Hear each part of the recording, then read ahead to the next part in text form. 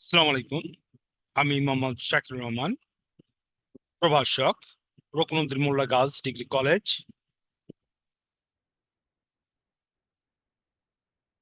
আজকে আমার ইউটিউব চ্যানেলে ক্লাসের সাবজেক্ট হচ্ছে principal of accounting. Principal of accounting এর আজকে আমরা আলোচনা করব 2022 সালের বোর্ড কোশ্চেন নম্বর 9। তো প্রথম আমরা কোশ্চেনটা ডিসপ্লেতে শো করি। একটু ওয়েট করি।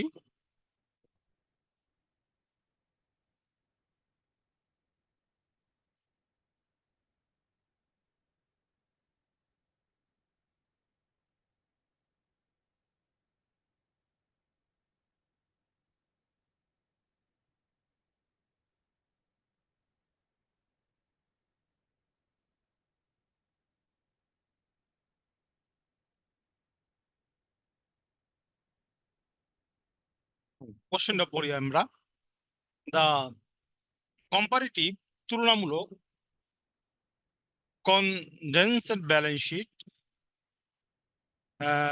of Epix Limited are presented below.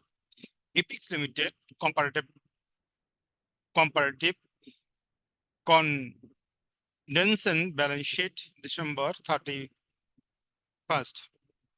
Accounts title asset, current asset, property and equipment, intangible asset, total asset দেওয়া আছে 2020 এবং 2021 সালের, এবং total liabilities and owners equity দেওয়া আছে, current liability, long term liability, shareholder equity দেওয়া আছে।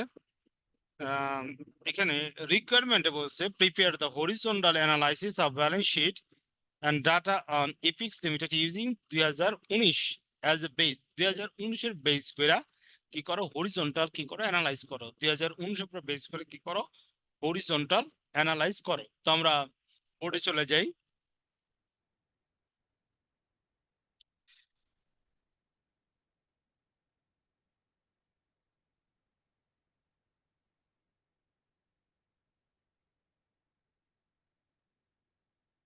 আমরা ঘর কাটি।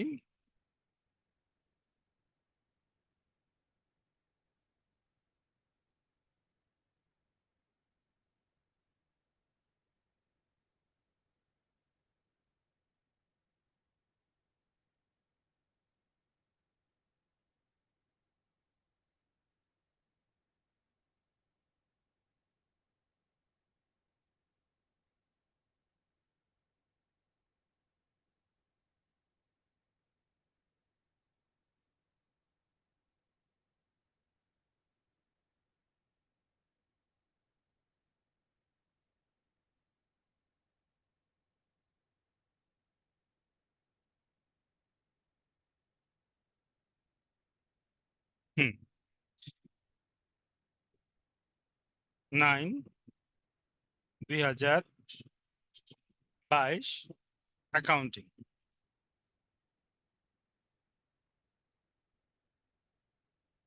Accounting accounts title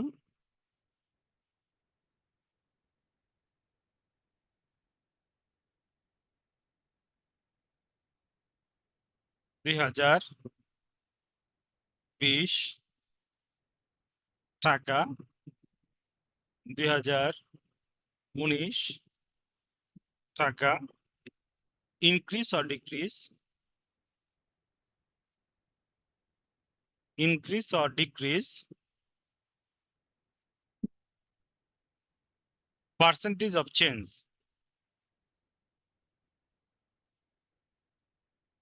percentage of change from 2019।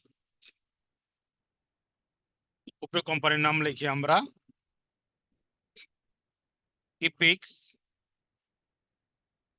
Limited.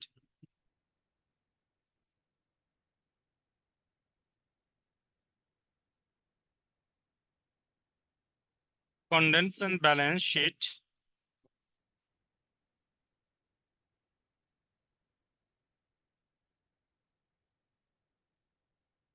horizontal,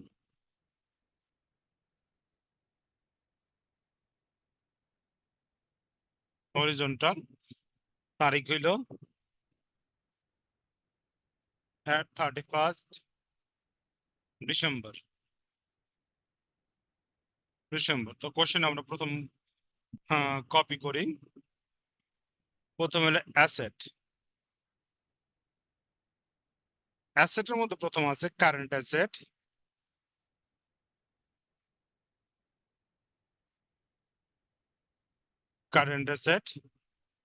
property, plant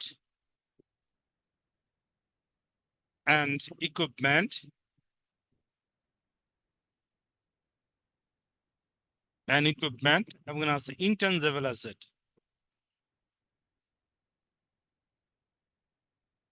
intangible asset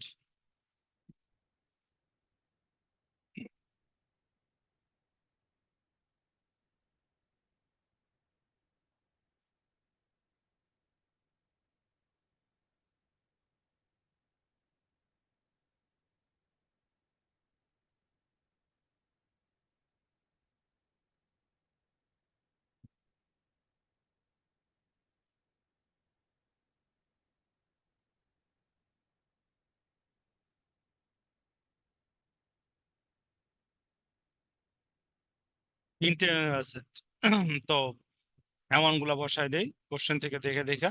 just এখানে কপি করতেছি। Current asset 3,000,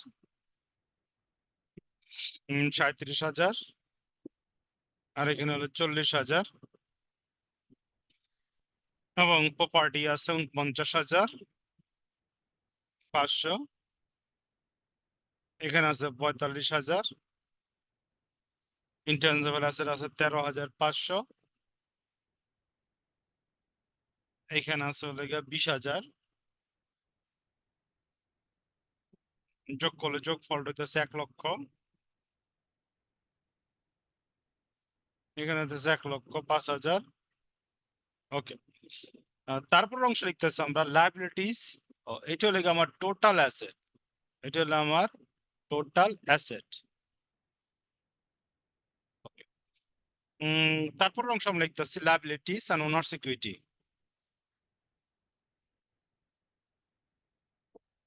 liabilities and stockholder holders equity, liability and stockholder equity। দাগটা একটু সুন্দর করে দেই, stockholder equity। এখানে আছে কারেন্ট লাইবিলিটিস,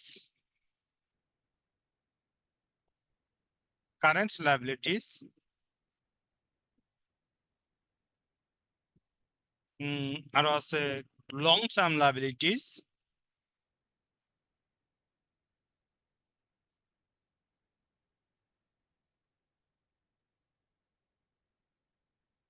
আরো আছে stockholder equity. Stockholder equity.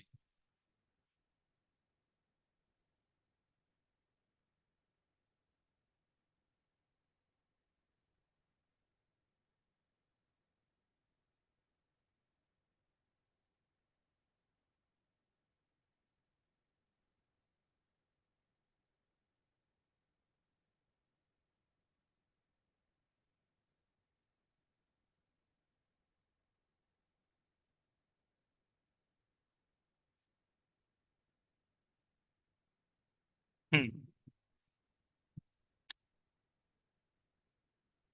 এটা হলো আমার টোটাল লাইবিলিটিস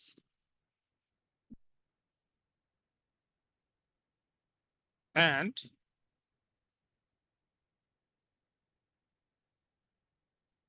stockholder equity। তোমার এখানে কারেন্ট অ্যাসেট আছে 2020 সালে 21,000, 22 সালে আছে হলো গিয়ে এখানে 24,000। লং টার্ম লাইবিলিটিস দেওয়া আছে 71,500 এবং দেওয়া আছে 75,000। শেয়ার হোল্ডার ইকুইটি দেওয়া আছে 7,500 এবং 6,000। এখন এখানে দেখি ইনক্রিজ হয়েছে না ডিক্রিজ। ফার্স্টেরটা কি হয়েছে? ডিক্রিজ হয়েছে, কত? 3,000 মাইনাস। এরপরটা কি হয়েছে? ইনক্রিজ হয়েছে, কত? 4,500। 4,500 কি হয়েছে? ইনক্রিজ হয়েছে। এরপরটা কি হয়েছে? ডিক্রিজ হয়েছে। ডিক্রিজ কত হয়েছে? 6,500। তো টোটাল অ্যাসেট ইনক্রিজ ডিক্রিজ যদি যোগ বিয়োগ করি, এখানে আমার আইতেছে কত? 5,000 টাকা ডিক্রিজ ব্যালেন্স। ওকে।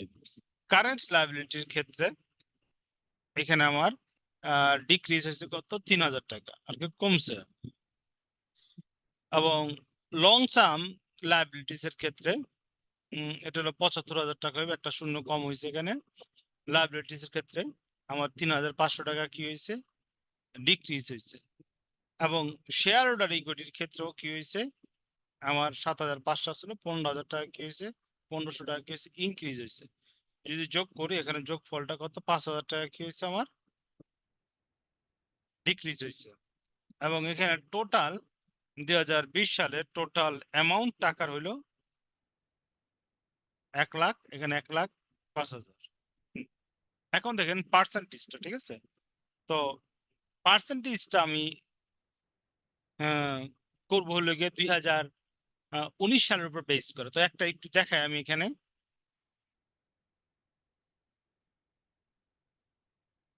40,000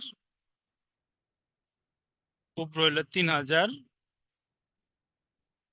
সমান সমান 7.5% মাইনাস ফিগার।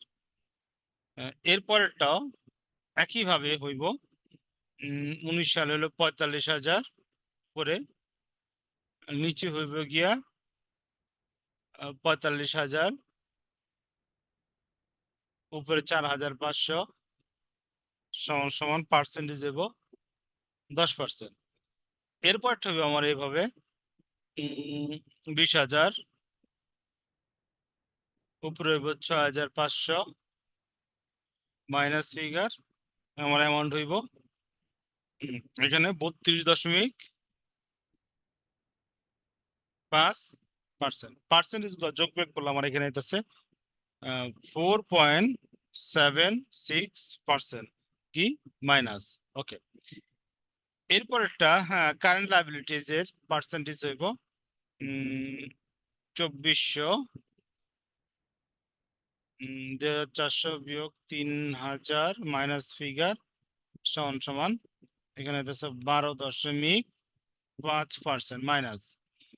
এরপরে 2 নম্বরটা লং টার্ম লায়াবিলিটিস এর ক্ষেত্রে 7,500, যেহেতু আমরা বেস ধরছি কত? 2019 সালে, তো 3,500 ব্র্যাকেট সমান সমান 4.67% মাইনাস। এরপর আমার আইতেছে স্টক হোল্ডার ইকুইটি কত? 6,1500 সমান সমান আইতেছে কত? 25%। এটা যদি আমরা যোগ বিয়োগ করি, আমার আইতেছে 4.76%। তার মানে আমার কি টোটাল অ্যাসেটের চেঞ্জিং পার্সেন্টেজ এবং টোটাল লায়াবিলিটি চেঞ্জিং পার্সেন্টেজ কি হচ্ছে? মিলে গেছে। হরিজন্টাল অ্যানালাইজ করতে বললে এভাবে কি করতে হবে? অঙ্কটা দেখাতে হবে। তো আমাদের আজকের লেকচার এখানেই সমাপ্তি। পরবর্তী লেকচার দেখার জন্য আমন্ত্রণ রইল।